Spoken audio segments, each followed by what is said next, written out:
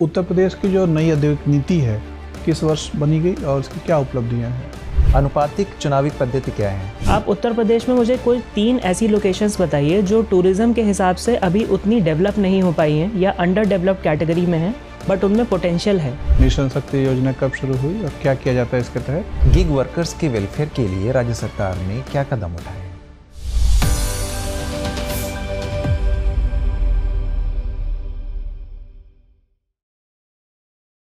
Come in. Good afternoon sir. Good afternoon. बैठ जाइए प्रीति। Thank you sir. परिचय दीजिए अपना। सर मैं बरेली ज़िले के आंवला तहसील के रामनगर अहिक्षेत्र गांव की रहने वाली हूं। मैंने पॉलिटेक्निक किया हुआ है सर, इलेक्ट्रॉनिक्स एंड कम्युनिकेशन में, गवर्नमेंट गर्ल्स पॉलिटेक्निक बरेली से। मैंने बीटेक किया हुआ है इलेक्ट्रॉनिक्स एंड कम्युनिकेशन में doctor APJ Abdul Kalam university से। और सर उसके बाद मैंने मास्टर्स किया है सोशियोलॉजी में रोहिलखंड यूनिवर्सिटी से। और अभी सर मैं B.Ed के एग्ज़ाम्स अभी दिए हुए हैं। और सर मेरी हॉबी पेंटिंग और अपसाइक्लिंग है। काफी पढ़ाई की है आपने। जी सर। अभी तक दिल भरा कि नहीं पढ़ने से? नहीं। तो आपको अभी भी दिल नहीं भरा है? नहीं सर। तो आपको तो अध्ययन अध्यापन के पेशे में जाना चाहिए। प्रशासक क्यों बनना चाहती हैं? सर क्योंकि मुझे ऐसा लगता है कि सिविल सर्विसेज एक ऐसा प्लेटफॉर्म है जहाँ पर अगर मुझे समाज में समाज के विकास के लिए कुछ योगदान देना होगा तो ये एक बेहतर प्लेटफॉर्म है। यहाँ पर डाइवर्सिटी मिलती है और सर डिसीजन मेकिंग जो है वो ज़्यादा मतलब अच्छे तरीके से होगी। ये सब तो सब रटा रटा उत्तर है, कुछ अपना बताइए। सर वही, अगर मैं शिक्षा के क्षेत्र में भी जाऊंगी तो मैं केवल उसी क्षेत्र के केवल जिस स्कूल में रहूंगी उसी क्षेत्र में मैं शिक्षा के लिए कार्य कर पाऊंगी। और अगर मैं सिविल सर्विसेज में रहूंगी तो मैं उस क्षेत्र के जितने भी स्कूल्स होंगे, विद्यालय होंगे, उनके लिए भी कार्य कर पाऊंगी। लेकिन आप ये तो सोचिए कि शिक्षिका बनिएगा तो सैकड़ों प्रशासकों को, आप विद्यार्थियों को प्रशासक बनाइएगा। अकेले प्रशासक कितना काम करेगा?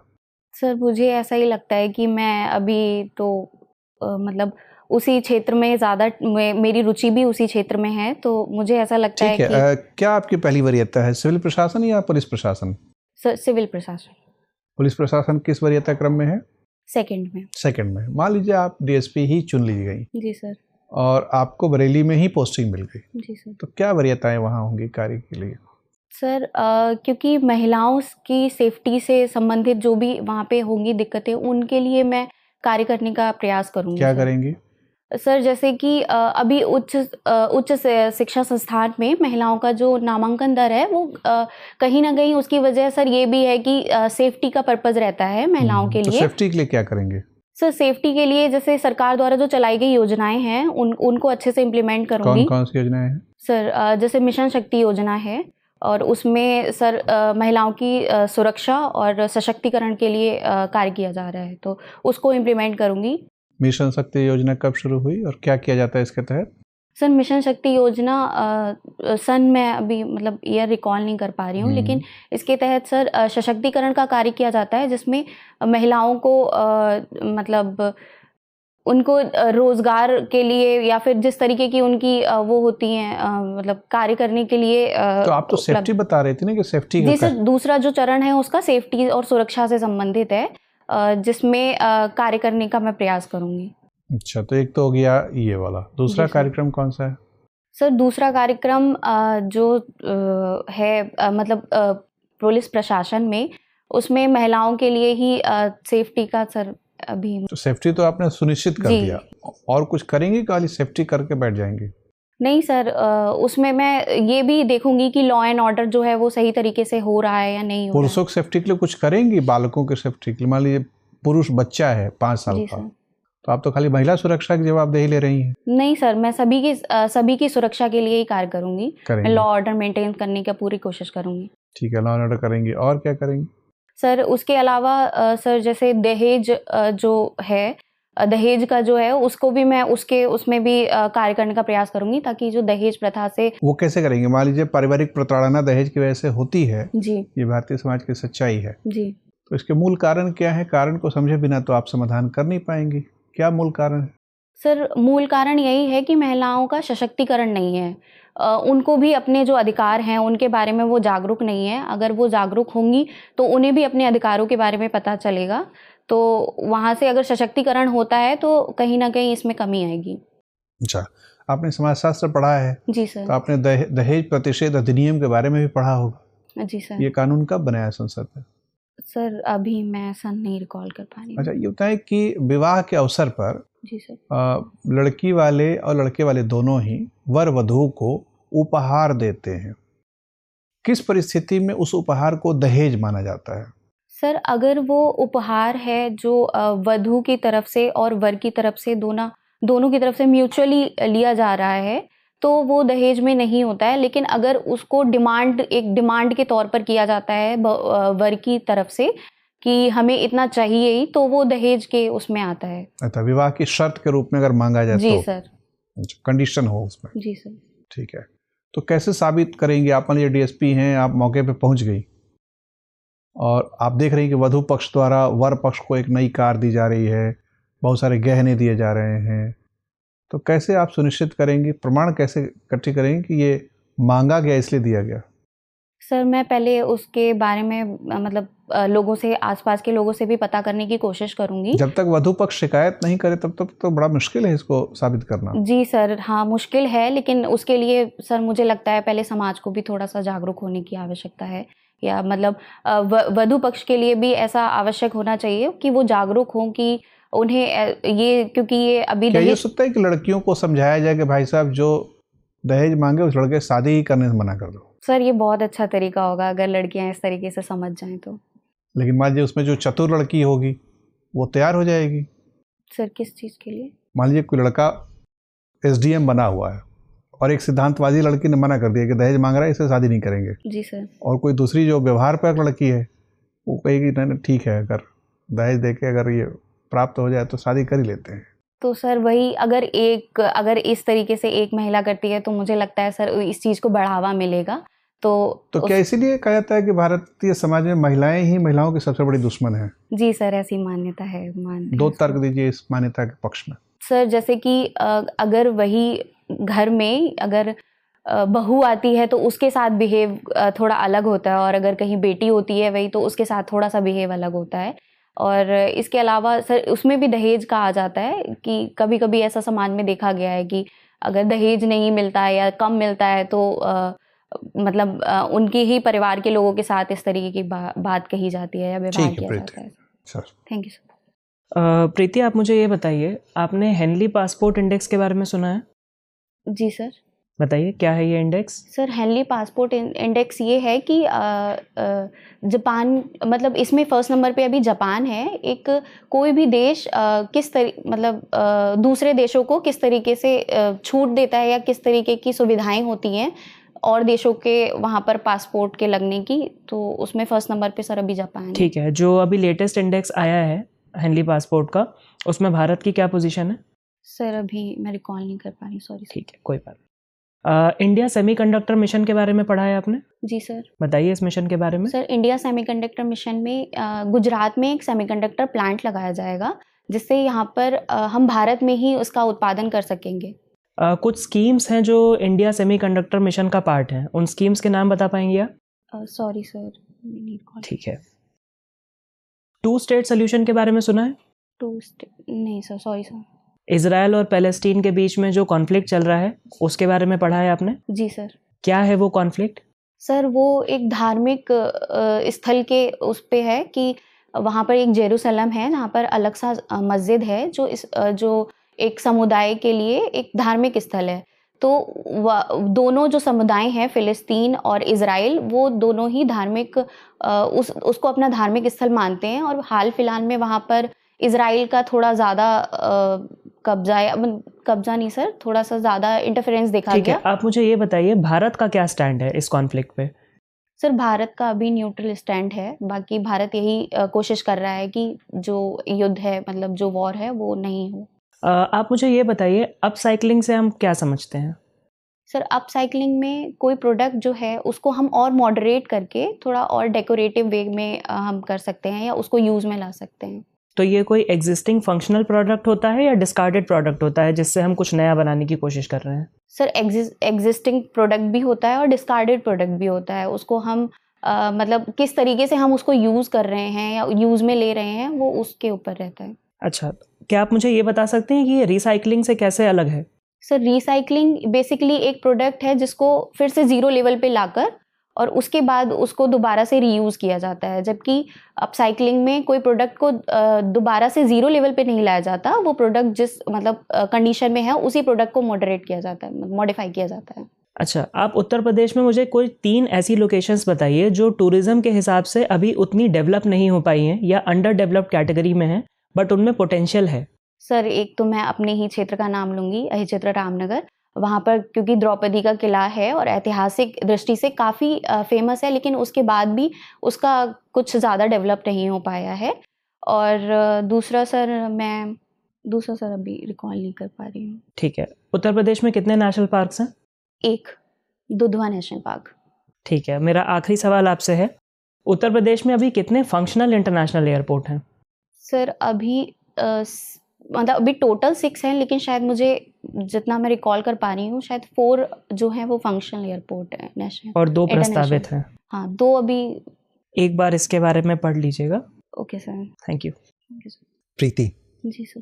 प्रीति, मुझे ये बताएं कि आपको अब साइकिलिंग का तो शौक है।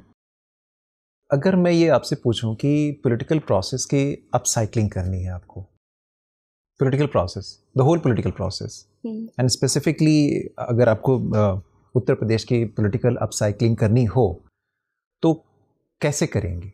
सर सॉरी मैं क्वेश्चन समझ नहीं कहने का मतलब है यदि राजनीतिक व्यवस्था दूषित है, अगर आपको इसको इसका निर्माण करना है, कैसे करेंगे? और कौन कौन से अवयव या तत्व हैं या कारक हैं जिनको आपको लगता है कि इस राजनीतिक संरचना में दोबारा से व्यवस्थित करके इसको एक अच्छे स्वरूप में लेकर आना है, तो वो आपकी अपसाइक्लिंग जो हैबिट है या हॉबी है वो कैसे इस पे वर्कआउट करेगी?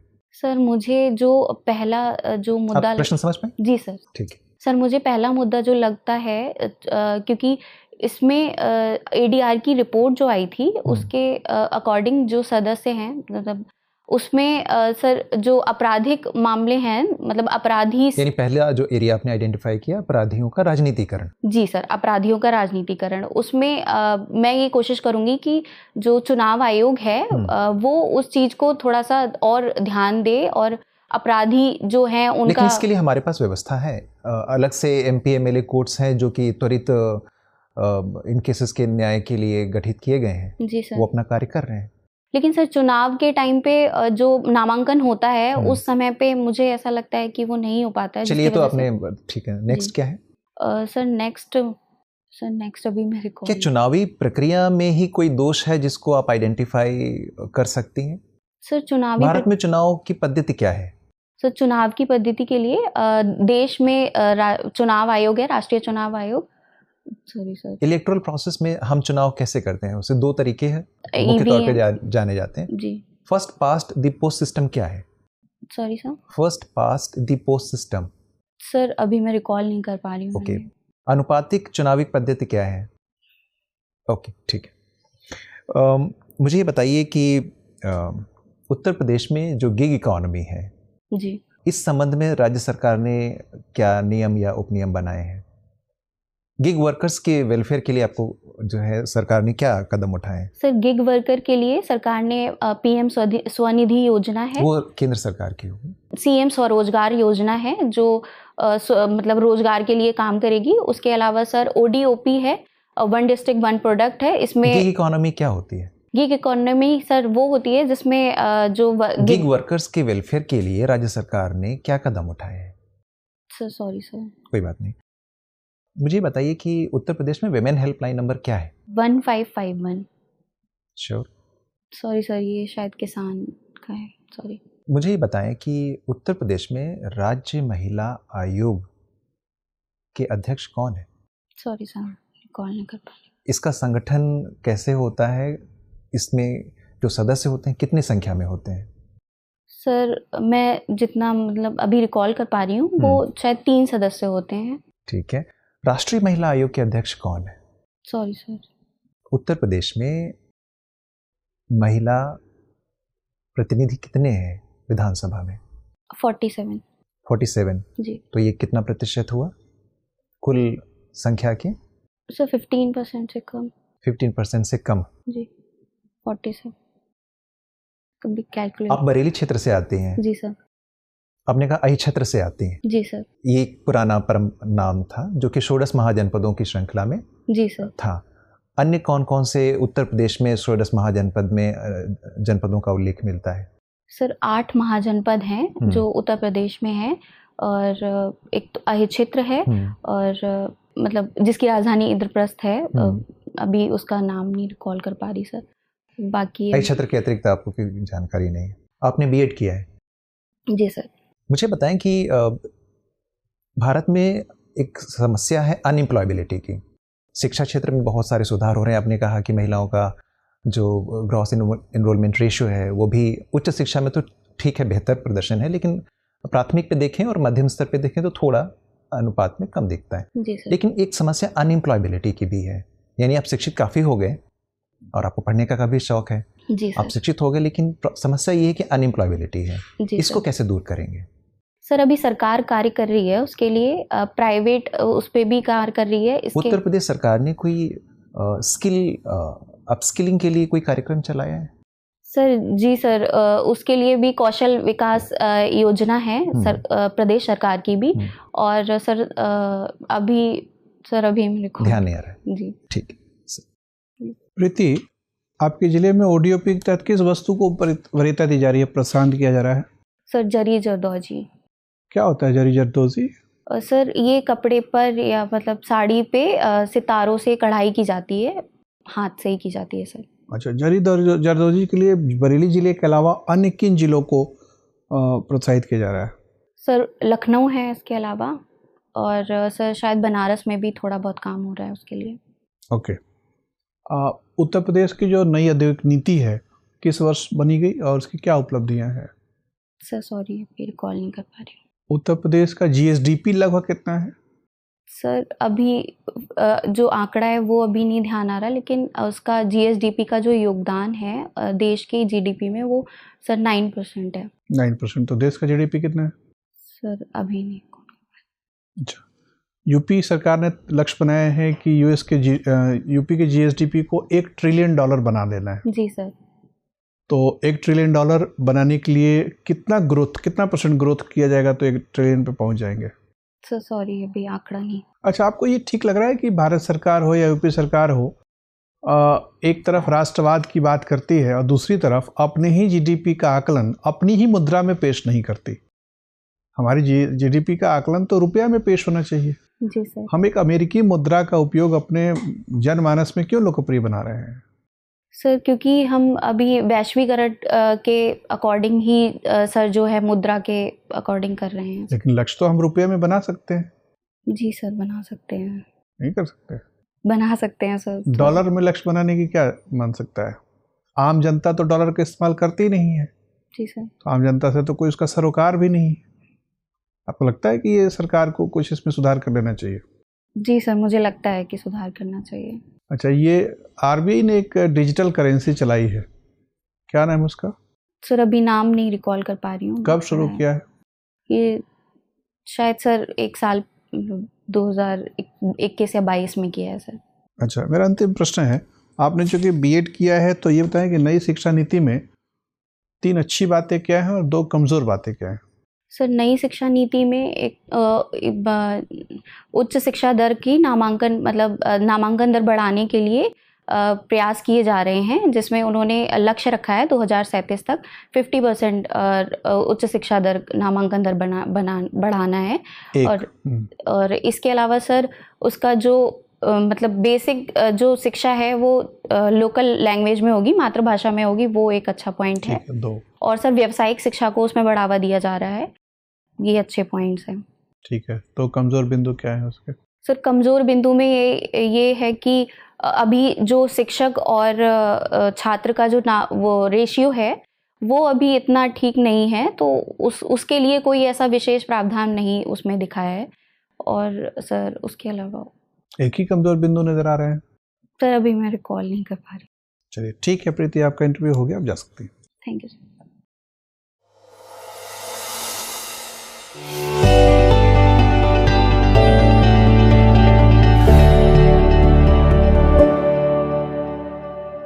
आ जाइए प्रीति, बैठिए। Thank you sir. पीछे आपने बताया नहीं कि ये आयोग में आप पहले गई हैं कि नहीं इंटरव्यू के लिए? सर इंटरव्यू मेरा फर्स्ट है। पहला भी है। और ओवरऑल अटेम्प्ट यूपी में कौन सा है ये? सर ये 5th है। 5वां अटेम्प्ट है। तो अभी तक क्या पीटी नहीं हो पा रहा था? पीटी नहीं हो पा रहा था सर, ये फर्स्ट मेंस है। पहली बार मेंस लिखा और पहली बार इंटरव्यू में आ गया। सर। ठीक है। तो बहुत सारी चीज़ें हैं आपके परिचय में जहाँ के सवाल बन सकते हैं। हालांकि बहुत सारी डिटेल्स उनके पास नहीं पहुँचती, लेकिन इत्तेफाक से 26 जनवरी आपका जन्मदिन है, गणतंत्र दिवस, और वो ऑस्ट्रेलिया का स्वतंत्रता दिवस भी है, इंडिपेंडेंस डे भी ऑस्ट्रेलिया का, और हमारा रिपब्लिक डे है जी। अगर कहीं परिचय में ये बात उनको जाहिर हो गई तो उधर से सवाल आ सकते हैं। 9 जनवरी को इंटरव्यू हो, बताना ही उनको नहीं पड़ेगा कि भाई प्रवासी भारतीय दिवस है, गांधी जी आ गए थे, ये सब जानकारी आपको होगी। जी सर। उधर सवाल जा सकते हैं। पढ़ाई आपने नाना प्रकार के विषयों की है। इलेक्ट्रॉनिक्स एंड कम्युनिकेशन में डिप्लोमा किया है। हाँ सर, यस सर। और फिर बीटेक भी किया है। जी सर। 2014 में। फिर आपने विराम ले लिया, 6 साल के बाद एमए पूरा हुआ, तो माना जाए कि 18 में एमए में दाखिला लिया होगा। जी सर। तो 14 से 18 4 साल गैप है, उसमें क्या किया, ये प्रश्न बन सकता है। जी सर। अपने बचाव की तैयारी करिएगा। लोगों की सुरक्षा के लिए जो भी आपने कहा कि जाके विमेन सेफ्टी पे काम करूंगी, पहले तो आप ही की सेफ्टी पे सवाल उठेगा कि आयोग आक्रामक मुद्रा में सवाल पूछ सकता है। क्या व्याख्या देंगी, क्यों बीच में गैप रहा? सर क्योंकि मैं पेंटिंग को अपनी मतलब मेरी हॉबी है पेंटिंग, उसमें करियर को चूज़ कर रही थी। तो उसमें सर मैंने निफ्ट में भी एंट्रेंस दिया था, उसमें मेरी AIR 52 आई थी, ऑल ओवर इंडिया रैंक। लेकिन सर मेरा उसमें मतलब बहुत ज़्यादा ऐसा लगा मेरा करियर या वो है उतना ग्रोथ नहीं कर पाएगा, तो मूड चेंज हो गया। जी सर, वहाँ पर मूड चेंज हुआ, इस वजह से थोड़ा टाइम लगा। इंडिसाइसिवनेस का संकेत मिलता है कि आप निर्णय लेने में भ्रमित रहती हैं। कभी दिल की इंजीनियरिंग पढ़ लें तो आपने पढ़ लिया, वो सर 10th के बाद है तो वो थोड़ा मतलब लोग नहीं, वो ठीक है। तो बीटेक भी तो किया, 3 साल डिप्लोमा करा, फिर 3 साल बीटेक भी किया, 6 साल पढ़ा, फिर लगा कि नहीं इसमें दिल मेरा नहीं लग रहा है तो छोड़ दिया। फिर निफ्ट क्लियर किया, उसमें लगा पेंटिंग में दिल नहीं लग रहा है, छोड़ दिया। एमए किया 2020 में। एमए के बाद आपने GRF वगैरह के एग्जाम शायद नहीं दिया? नहीं सर।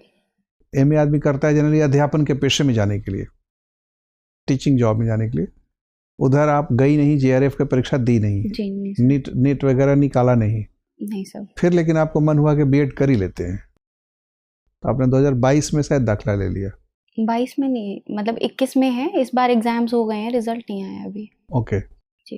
तो आपने, तो ये इनकंसिस्टेंट है। मतलब लोग पूछेंगे कि भाई एमए किया तो नेट क्यों नहीं दिया, JRF की परीक्षा क्यों नहीं दी, अगर शिक्षा के पेशे में जाने की इच्छा थी, फिर बीएड क्यों किया? तो कंसिस्टेंसी की थोड़ी सी कमी दिख रही है। उसमें अपनी तैयारी रखिएगा कि कैसे आप उसकी व्याख्या करेंगे, कैसे बचाव करेंगे। ठीक है। और व्यक्तित्व के जो बाकी पहलू हैं, प्रवेश वगैरह ठीक है, आपका एंट्री ठीक है, आप बहुत दबी सहमी नज़र नहीं आ रही हैं, बातचीत आराम से कर रही हैं, प्रश्न सुन के समझ रही हैं।